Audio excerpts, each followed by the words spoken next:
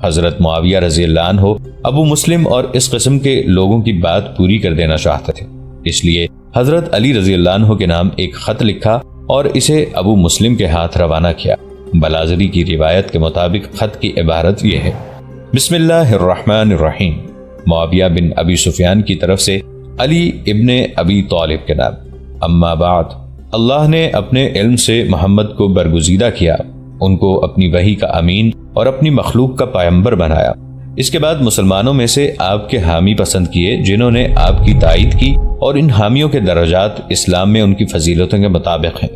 ان میں اللہ اور رسول صلی اللہ علیہ وآلہ وسلم کے سب سے زیادہ مخلص خلیفہ اول ہیں، پھر ان کے جانشین، پھر تیسرے مظلوم خلیفہ عثمان۔ تم نے ان میں سے ہر ایک سے حسد کیا اور ہر ایک کی بغاوت کی۔ ہم نے اس کا پتہ تمہاری غضبناک تیز نگاہوں سے، تمہاری سخت کلامی سے، تمہاری غم بھری لمبی سانسوں سے اور خلفاء کی بیعت میں تاخیر سے لگایا ہے۔ ہر موقع پر تم کو نکیل پکڑ کر لائے جانے والے اونٹ کی طرح لایا گیا۔ تم کو سب سے زیادہ حسد اپنی پھوپھی کے لڑکے سے رہا، حالانکہ رشتہ اور فضیلت کے نقطہ نظر سے وہ سب سے زیادہ حقدار تھا کہ تم اس کے ساتھ ایسا نہ کرتے، لیکن تم نے اس کو چھوڑ دیا، ان کی اچھائی کو برائی بتایا، ان کی دشمنی کا اظہار کیا اور ان کے لیے دل میں کھوٹ چھپا رکھی، ان کے خلاف لوگوں کو جمع کیا، ہر طرف سے اونٹوں اور گھوڑوں پر قافلے آئے، حرم پاک میں ان پر ہتھیار اٹھایا گیا، پھر وہ اپنی جگہ پر تمہاری موجودگی میں قتل کر دیے گئے۔ تم دشمن کی آوازیں سنتے رہے اور مدافعت میں نہ زبان ہلائی نہ ہاتھ۔ قسم خدا کی اے ابن ابی طالب، اگر تم ان کے لیے کھڑے ہو جاتے اور لوگوں کو منع کرتے، ان کے متعلق غلط بیانیوں کی مذمت کرتے، تو ہماری نگاہوں میں تمہارا ہمسر کوئی نہ ہوتا، تمہاری جانبداری اور بغاوت کی باتوں پر پانی پھر جاتا۔ دوسری بات جس کا حضرت عثمان رضی اللہ عنہ کے وارث تم پر الزام رکھتے ہیں، قاتلوں کو پناہ دینا ہے۔ یہی قاتل تمہارے دست و بازو ہیں۔ مجھے خبر ملی ہے کہ تم اپنے کو حضرت عثمان رضی اللہ عنہ کے خون سے بری خیال کرتے ہو۔ اگر تم سچے ہو تو قاتلوں کو ہمارے حوالے کر دو، ہم ان سے قصاص لیں گے، پھر ہم تمہارے پاس دوڑتے ہوئے آئیں گے۔ اگر ایسا نہیں ہے تو تمہارے درمیان تلوار ہے، اور قسم ہے اس خدا کی جس کے سوا کوئی معبود نہیں، ہم ریگستانوں میں، پہاڑوں میں، بحر و بر میں قاتلوں کا پتہ چلائیں گے اور پھر ان کو قتل کر دیں، یا پھر ہماری جانیں آفرین تک پہنچ جائیں۔ ابو مسلم یہ خط لے کر حضرت علی رضی اللہ عنہ کے پاس پہنچے۔ لوگ مسجد میں جمع ہو گئے۔ حضرت علی رضی اللہ عنہ نے حکم دیا اور خط پڑھایا گیا۔ مسجد کے گوشوں سے لوگ چلا چلا کر کہنے لگے، ہم سب نے حضرت عثمان رضی اللہ عنہ کو قتل کیا اور ہم سب ان کے کام سے ناراض تھے۔ خود ابو مسلم نے محسوس کیا کہ حضرت علی رضی اللہ عنہ کے ساتھی حضرت عثمان رضی اللہ عنہ کے قتل کو اپنی دنیا اور دین کی بھلائی تصور کرتے ہیں اور اس کے لیے تیار نہیں کہ قاتلوں میں سے کسی ایک کو بھی حوالے کریں۔ ابو مسلم نے یہ بھی دیکھا کہ حضرت علی رضی اللہ عنہ سب قاتلوں کو یا بعض کو اگر حوالے کر دینا بھی چاہیں تو اس کی کوئی صورت نہ تھی۔ چنانچہ حضرت علی رضی اللہ عنہ نے ایک آدمی بھی حوالے کرنے سے انکار کر دیا تو ابو مسلم نے کہا، اب بات ٹھیک ہے۔ حضرت معاویہ رضی اللہ عنہ کے خط سے ناظرین کو یہ معلوم ہو گیا ہوگا کہ وہ نہ صلح چاہتے ہیں نہ امن۔ ان کا مقصد تو یہ ہے کہ بعض شامی دوستوں اور خصوصاً تردد رکھنے والوں اور گناہ سے بچنے والوں کے سامنے اپنی معذرت پیش کریں۔ امن اور صلح چاہنے والا اپنے کسی حریف کو ایسی باتیں نہیں لکھتا جن سے اذیت پہنچے اور غصہ اور نفرت کے جذبات بھڑک اٹھیں۔ حضرت علی رضی اللہ عنہ کے لیے برداشت کرنے جیسی بات نہ تھی کہ حضرت معاویہ رضی اللہ عنہ کے خط میں یہ الزام پڑتے کہ آپ کو خلفاء سے حسد تھا۔ آپ نے ان کے خلاف بغاوت کی، ان کی بیعت کرنے میں تاخیر سے کام لیا، پھر جبراً پکڑ کر لائے گئے۔ اسی طرح یہ بھی حضرت علی رضی اللہ عنہ کے لیے برداشت کی بات نہ تھی کہ خط میں اپنی پھوپھی کے لڑکے پر حسد کا الزام پڑیں اور یہ کہ ان کے خلاف بغاوت کی، ان سے ترک تعلق کیا، لوگوں کو ان کے خلاف بھڑکایا اور جب باغیوں نے تنگ کیا تو ان کی امداد سے باز رہے، اور آخر میں یہ بات بھی آپ کے لیے معمولی نہ تھی کہ وہ کھلا ہوا چیلنج پڑھیں جس میں دعوت دی گئی ہے کہ قاتلوں کو حوالے کر کے اپنی بے گناہی ثابت کی جائے، ورنہ ان کے اور معاویہ رضی اللہ عنہ کے درمیان تلوار ہوگی۔ حضرت معاویہ رضی اللہ عنہ اپنے چیلنج میں حد سے آگے بڑھ گئے، یہاں تک کہ کہہ دیا کہ اگر علی رضی اللہ عنہ عثمان رضی اللہ عنہ کے قاتلوں کو سپرد کر دیں گے تو وہ اور اہل شام ان کی بیعت اور اطاعت کے لیے دوڑتے ہوئے آئیں گے، حالانکہ وہ اچھی طرح جانتے ہیں کہ حضرت علی رضی اللہ عنہ ان کا یہ چیلنج ہرگز منظور نہیں کریں گے اور حضرت عثمان رضی اللہ عنہ کے قاتلوں کو بھی ان کے حوالے نہیں کریں گے۔ یہ تو حکومت کو دھمکی کا ایک ڈھنگ حضرت معاویہ رضی اللہ عنہ نے اختیار کیا، ورنہ ان کے لیے صحیح راہ تو یہ تھی، اگر وہ امن پسند ہوتے کہ پہلے بیعت اور اطاعت کر لیتے، پھر خلیفہ کے سامنے آتے اور مطالبہ کرتے کہ میرا اور حضرت عثمان رضی اللہ عنہ کے قاتلوں کا انصاف کیجیے، اور جن لوگوں نے میرے بھائی کو اور ان کے باپ کو قتل کیا ہے ان سے قصاص لیجیے۔ پھر حضرت معاویہ رضی اللہ عنہ اچھی طرح جانتے تھے کہ حضرت علی رضی اللہ عنہ حضرت عثمان رضی اللہ عنہ کے قاتلوں کو پا لیتے تو یقیناً مدینے میں ان سے قصاص لے لیتے۔ جب بیعت کے موقع پر مہاجر اور انصار نے اس سلسلے میں آپ سے گفتگو کی تھی، لیکن اب جب آپ کے عراق میں ہیں اور انہی لوگوں میں ہیں جن کی اکثریت نے حضرت عثمان رضی اللہ عنہ کے خلاف بغاوت کی تھی اور بالآخر ان کو قتل کر دیا، تو پھر تو قصاص کی کوئی صورت ہی نہیں تھی۔ حضرت معاویہ رضی اللہ عنہ یہ سب کچھ جانتے تھے، لیکن وہ چاہتے تھے کہ شامیوں کو اور خصوصاً ان لوگوں کو جو لڑائی سے بچنا چاہتے تھے یہ بتا دیں کہ یہ لڑائی جس کا ہونا یقینی ہے اس کی ذمہ داری ان پر نہیں ہے۔ ایسی حالت میں کوئی تعجب کی بات نہیں کہ حضرت علی رضی اللہ عنہ نے امیر معاویہ رضی اللہ عنہ کا مطالبہ مسترد کر دیا اور اسی سفیر کو خط کا جواب لکھ کر واپس کر دیا، جس کی عبارت بلازری کی روایت کے مطابق یہ ہے: بسم اللہ الرحمن الرحیم، اللہ کے بندے امیر المؤمنین علی رضی اللہ عنہ کی طرف سے معاویہ بن ابی سفیان کے نام۔ اما بعد، خولان کے بھائی میرے پاس تمہارا خط لے کر آئے جس میں تم نے محمد صلی اللہ علیہ وآلہ وسلم کا تذکرہ کیا اور لکھا ہے کہ اللہ نے ان کو ہدایت دی اور وحی کی عزت اور شرف سے نوازا۔ پس سب تعریفیں اللہ ہی کے لیے ہیں جس نے حضرت صلی اللہ علیہ وآلہ وسلم کے لیے اپنا وعدہ سچا کیا اور ہر جگہ آپ کو قوت بخشی اور آپ صلی اللہ علیہ وآلہ وسلم کے قدم جمائے اور سب دینوں پر آپ کو غالب کیا، اور آپ صلی اللہ علیہ وآلہ وسلم کے ذریعے قوم کے ان افراد کا خاتمہ کر دیا جن کے دل بغض و عداوت سے بھرے ہوئے تھے، جنہوں نے آپ کو جھوٹا بتایا اور آپ صلی اللہ علیہ وآلہ وسلم کی مذمت کی۔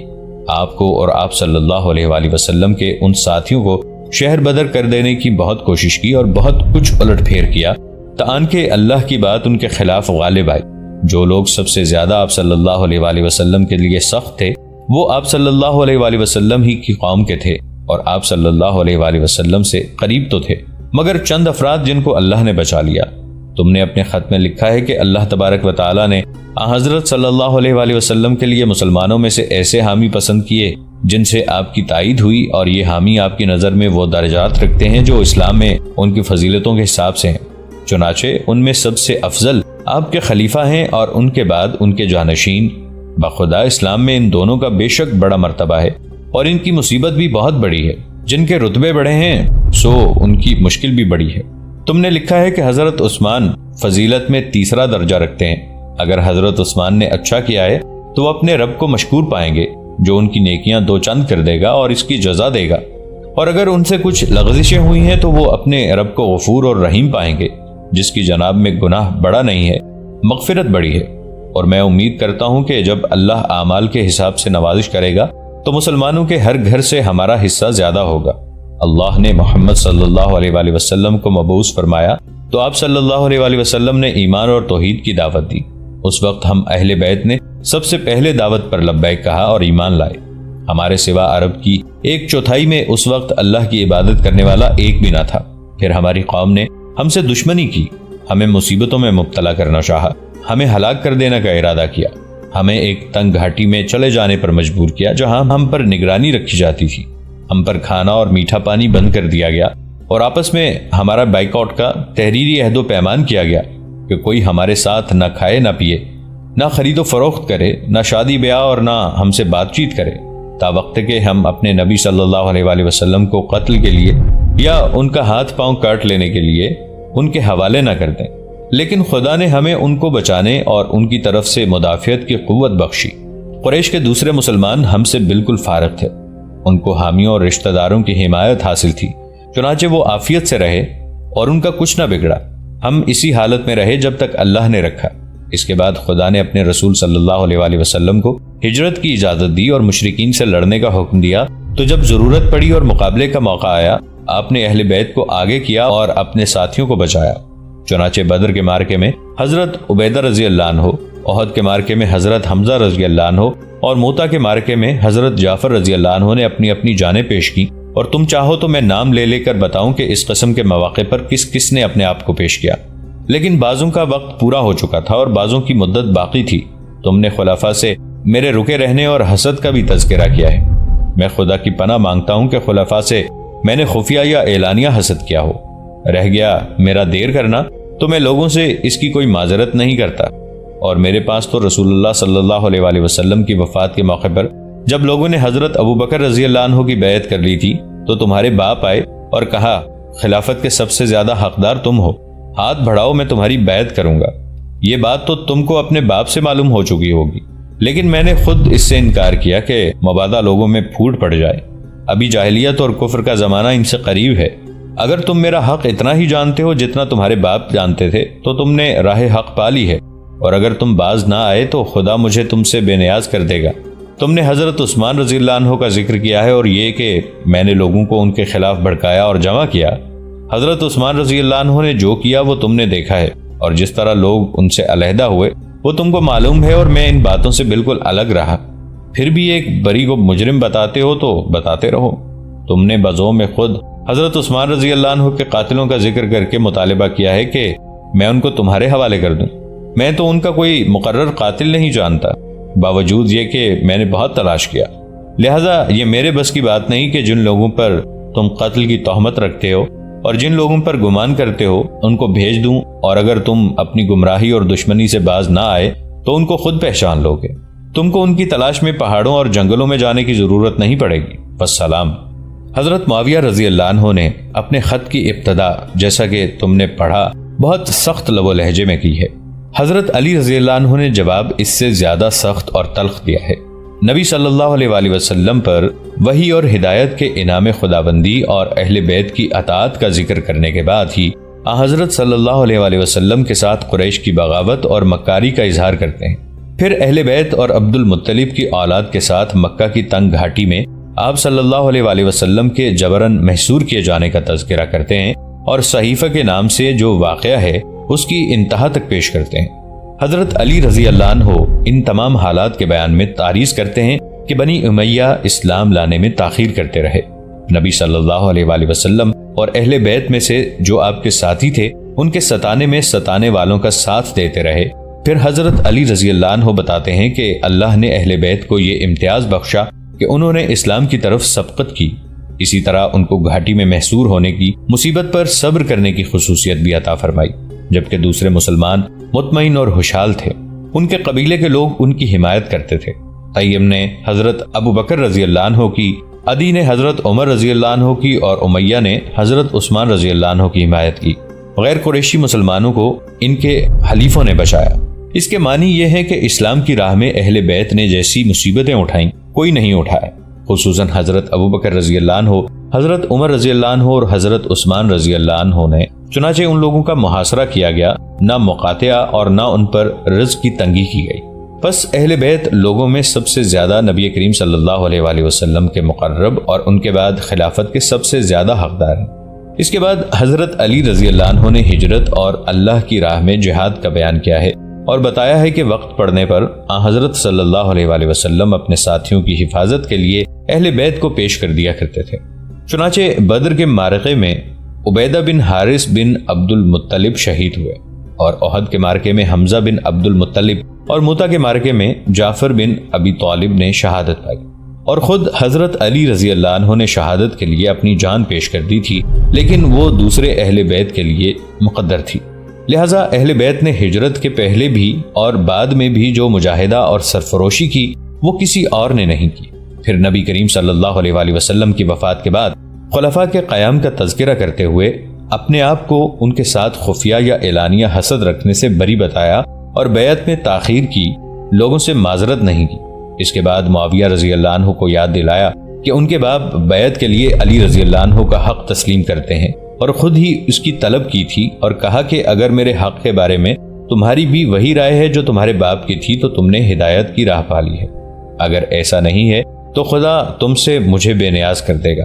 اس کے بعد حضرت علی رضی اللہ عنہ، حضرت عثمان رضی اللہ عنہ کا لوگوں سے ان کے اختلاف کا اور بغاوت سے اپنے علیحدہ رہنے کا بیان کیا، اور حضرت عثمان رضی اللہ عنہ کے بارے میں اپنی رائے صاف صاف دے دی کہ وہ کچھ نہیں کہتے، ان کا معاملہ اللہ کے حوالے ہے، اچھا کیا ہے تو اللہ ان کو دوگنا اجر دے گا، اور اگر برا کیا ہے تو وہ ان کے گناہ معاف کر دے گا۔ اس کے بعد حضرت عثمان رضی اللہ عنہ کے قاتلوں کا ذکر کرتے ہوئے معاویہ رضی اللہ عنہ کو مطلع کیا ہے کہ باوجود تحقیق و تلاش کے وہ کسی مقرر شخص کو حضرت عثمان رضی اللہ عنہ کا قاتل نہیں پاتے، اور اس لیے وہ محض بدگمانی کی بنا پر کسی متہم کو سپرد نہیں کر سکتے۔ سزا کے معاملات میں قاضی کی حجت، ثبوت اور شہادت کی ضرورت پڑتی ہے، اور یہ بات بیعت اور اطاعت کے بغیر ممکن نہیں۔ اس کے بعد آپ نے معاویہ رضی اللہ عنہ کو دھمکی دی کہ ان کو قتل کے ملزموں کی تلاش میں پہاڑوں، میدانوں یا خشکی اور تری میں جانے کی ضرورت نہیں، اس لیے کہ وہ بہت جلد ان کو میدان جنگ میں مارکہ آرا دیکھ لیں گے۔ اس طرح معاویہ رضی اللہ عنہ کا سفیر بھی حضرت علی رضی اللہ عنہ کے سفیر کی طرح ناکام رہا، اور عراقیوں کی طرح شامیوں پر بھی ظاہر ہو گیا کہ لڑائی کے سوا چارہ نہیں۔ شامیوں کا نقطہ نظر مظلوم خلیفہ کا بدلہ لینا تھا۔ عراقی چاہتے تھے کہ پہلے شامیوں کو بیعت اور اطاعت پر مجبور کیا جائے۔ شامیوں کا خیال تھا کہ حضرت علی رضی اللہ عنہ کی اطاعت ان کے لیے ضروری نہیں ہے، اور اس لیے کہ اللہ کے ایک حکم کو انہوں نے معطل کر رکھا ہے، یعنی مظلوم خلیفہ کے قاتلوں سے قصاص۔ عراق کے لوگ اور ان کے مہاجر اور انصار ساتھی خیال کرتے تھے کہ مسلمانوں کی ایک زبردست اکثریت نے حضرت علی رضی اللہ عنہ کی بیعت حرمین میں، کوفہ اور بصرہ میں اور مصر میں کر لی ہے۔ اب ان کی اطاعت واجب ہے، اور اس نقطہ نظر سے شامیوں کی پوزیشن ایک باغی جماعت کی پوزیشن ہے جس کے متعلق اللہ کا حکم ہے کہ اس سے جنگ کی، یہاں تک کہ وہ اللہ کے حکم کی طرف رجوع کرے۔ 36 ہجری کا ذی الحجہ کا مہینہ ابھی شروع نہیں ہوا تھا کہ حضرت علی رضی اللہ عنہ مقدمۃ الجیش کو روانہ کر چکے تھے، اور حکم دیا تھا کہ شامیوں سے مقابلہ ہو جائے تو لڑائی میں پہل نہ کرنا جب تک کہ میں نہ پہنچوں۔ اس کے بعد آپ ایک لشکر عظیم ساتھ لے کر نکل پڑے اور مقدمۃ الجیش کے ساتھ مقام صفین تک پہنچ گئے۔ راہ میں بہت کچھ دشواریاں پیش آئیں جن کا تذکرہ کر کے ہم بات کو آگے بڑھانا نہیں چاہتے۔ یہ معلوم کرنے کے بعد کہ حضرت علی رضی اللہ عنہ نکلنے کے لیے تیار ہو چکے ہیں، امیر معاویہ رضی اللہ عنہ شامیوں کی ایک بڑی فوج لے کر نکل پڑے۔ مقدمۃ الجیش کو پہلے بھیج دیا اور حضرت علی رضی اللہ عنہ سے پہلے ہی صفین پہنچ گئے اور اپنے آدمیوں کو نہر فرات کے قریب تر ایک اچھے کشادہ مقام پر اتارا۔ حضرت علی رضی اللہ عنہ بھی اپنا بہت بڑا لشکر لے کر آ گئے اور اپنے آدمیوں کو حریف کے بالمقابل اتارا، لیکن ان کو فرات کی کوئی نہر نہ مل سکی جہاں سے پانی کا انتظام ہوتا۔ حضرت علی رضی اللہ عنہ نے معاویہ رضی اللہ عنہ کے پاس سفیر بھیجے اور مطالبہ کیا کہ پانی کو آزاد رکھا جائے تاکہ دونوں فوجیں پی سکیں۔ حضرت علی رضی اللہ عنہ کے سفیروں نے حضرت معاویہ رضی اللہ عنہ سے گفتگو کی، لیکن انہیں کوئی جواب نہیں مل سکا اور وہ بلا جواب واپس ہو گئے۔ تھوڑی دیر کے بعد حضرت علی رضی اللہ عنہ کے آدمیوں نے دیکھا کہ معاویہ رضی اللہ عنہ نہر فرات پر پہرے داروں کی تعداد میں اضافہ کر رہے ہیں تاکہ حضرت علی رضی اللہ عنہ کے آدمیوں کو پیاسا رہنے پر مجبور کر دیں۔ وہ چاہتے تھے کہ جس طرح حضرت عثمان رضی اللہ عنہ پر محاصرے کے وقت پانی حرام کر دیا گیا تھا، اسی طرح ان پر بھی حرام کر دیا جائے۔ کہا جاتا ہے کہ عمر بن عاص رضی اللہ عنہ کا معاویہ رضی اللہ عنہ سے اصرار تھا کہ پانی کی راہ میں مزاحمت نہ کی جائے ورنہ فوراً تصادم شروع ہو جائے گا، اس لیے کہ یہ نہیں ہو سکتا تھا کہ حریف سیراب ہوتا رہے اور حضرت علی رضی اللہ عنہ کے آدمی پیاسے رہیں۔ لیکن اموی عصبیت عقل مندوں کے معاویہ رضی اللہ عنہ کو بھی اس کے سامنے سر جھکانا پڑا۔ اب ضروری تھا کہ پانی کے لیے مقابلہ ہو اور سخت ہو، قریب تھا کہ جنگ کی صورت اختیار ہو، لیکن حضرت علی رضی اللہ عنہ کے آدمی غالب آئے اور پانی پر قبضہ کر لیا اور چاہا کہ اب حریف کو پیاس پر مجبور کر دیں، جیسا کہ اس نے چاہا تھا۔ لیکن حضرت علی رضی اللہ عنہ نے ان کو روکا۔ آپ نے چاہا کہ امن و امان رہے اور بلا اتمام حجت جنگ نہ چھڑ جائے۔ پھر آپ کو یہ بات پسند بھی نہ تھی کہ اللہ نے تو نہر اس لیے جاری کی ہے کہ تمام لوگ اس سے سیراب ہوں اور ہم اپنے حریف کو پیاسا رکھیں۔ اس طرح قوم کو موقع ملا کہ چند دن میں ایک دوسرے سے بے خوف ہو کر ملیں، پانی پر اکٹھا ہوں، ایک دوسرے کے لیے کوشش کریں۔ فریقین کے درمیان سخت اختلاف اور شدید دشمنی تھی، لیکن جنگ نہ تھی۔ اس کے بعد حضرت علی رضی اللہ عنہ نے چاہا کہ آخری بات کر لی جائے تاکہ کوئی عذر نہ رہ جائے۔ چنانچہ سفیر آ گئے، لیکن نہ مفاہمت ہو سکی اور نہ مفاہمت جیسی کوئی بات بن سکی۔ جب حضرت علی رضی اللہ عنہ مایوس ہو گئے تو اپنے آدمیوں کے ہاتھوں میں جھنڈے دے دیے اور ایک ایک دستے نکلنے لگے۔ حضرت علی رضی اللہ عنہ کی فوج کا ایک دستہ نکلتا، اس کے مقابلے کے لیے معاویہ رضی اللہ عنہ کی فوج کا ایک دستہ آتا اور دن بھر یا دوپہر تک مارکہ آرائی رہتی، پھر دونوں رک جاتے۔ دوستو، آج کے لیے اتنا ہی۔ اسی کہانی کی اگلی قسط کے ساتھ بہت جلد حاضر ہوں گے۔ نیچے کامنٹ سیکشن میں اپنی رائے کا اظہار ضرور کیجیے گا۔ ہمارے اس چینل کو سبسکرائب کر کے نیچے موجود بیل آئیکن کو بھی ضرور کلک کیجیے گا۔ اگلی ملاقات تک کے لیے ہمارا اور آپ کا اللہ نگہبان۔